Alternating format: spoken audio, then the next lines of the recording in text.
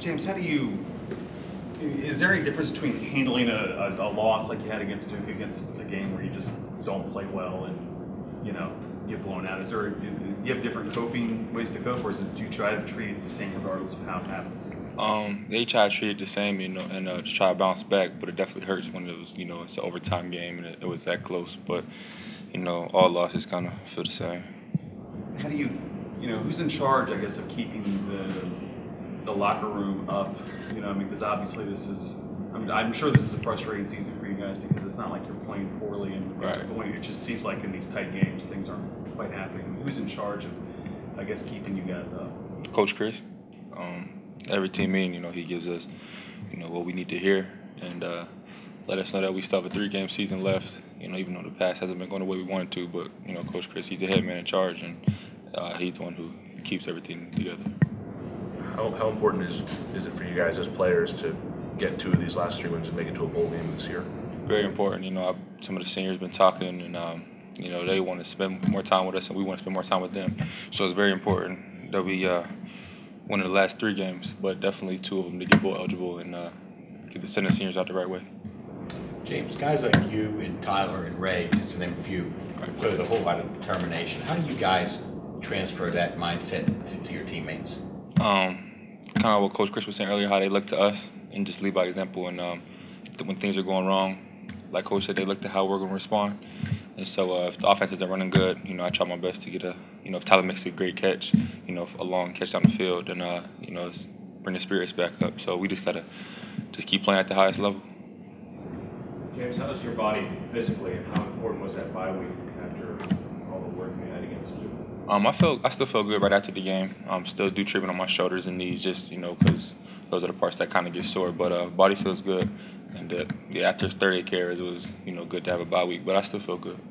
Coach said you guys don't obviously get to pick when the bye week is, but would you personally rather be right back out there the next week, getting ready for another opponent after a game like the Duke game, or do you kind of value the time off there? It goes both ways. When I was watching the games this weekend, I wanted to be out there. It was making me want to play.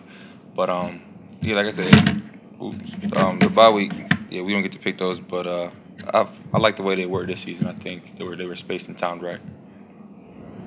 James, David Cutcliffe said that 2 or 3 defensive backs had to leave the game after trying to tackle. Is that a point of pride for you?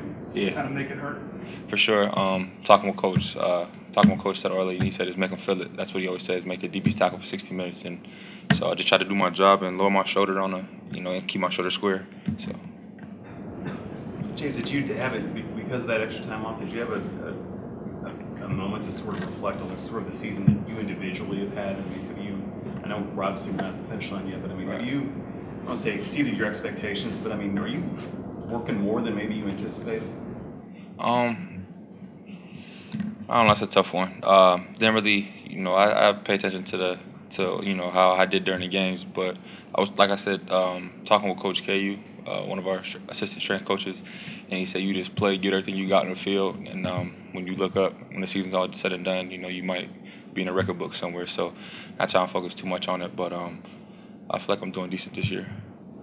Have you changed sort of, do you lift as much during the week as you did before? Because the workload is so heavy, do you have you modified what you do during the week to sort of compensate, make your body be fresher on Saturday? Yeah, whether it's getting in the hot tub, the cold tub, getting treatment, just, maybe taking it not more serious, but, I just realized that, as the time passes on, this is a job and it's a business, so just doing everything I can to prepare myself for Saturdays. You had the big game against Duke, but of equal importance, you individually didn't turn the ball over. What adjustments did you make or try to make in that regard? I think the other, like the Georgia Tech game, that was just, fluke. I don't really try to fumble the ball, obviously, but not really didn't do things differently in practice. For us to hold on to the ball better. It's just, it's football and fumbles happen. So.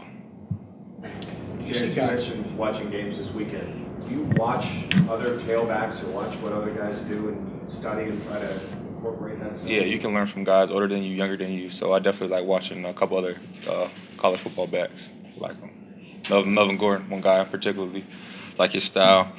He's consistent every week. So yeah, you take bits and pieces from everybody else to try to add it to your game. Do you keep an eye on guys like Gordon just as far as numbers, because it can kind of work for you? Because if you're just trying to keep pace with them, that probably means good things for the team if you're able to put that up. Yeah, but you know, I know his numbers will be there and stuff, and I know my numbers will be there. But when I'm watching him, I just look for certain things he does, you know, to help me with my game. You're moving up the list and among some pretty good Pitt running backs. What was it like beating the son of one of them last week? It was really cool going over there. EJ took me over there. You know, it was real nice of him, and had a lot of fun. Seen all the guys too. Seen Polamalu, Ike Taylor, Jarvis Jones. Seen all those guys, and it was cool meeting Cam Hayward. Anything fun? Do you see Tyler, because he makes such big plays, becoming some of the people who like to follow, teammates like to follow? He built some credibility on his teammates because of his playmaking ability. Yeah, for sure. Tyler's liable to make a play any moment in the game, and a real exciting player to watch. And you know, he gets going, there's no stopping him, and we could follow his lead. And it buys him some credibility from his teammates, right? Yeah, for sure.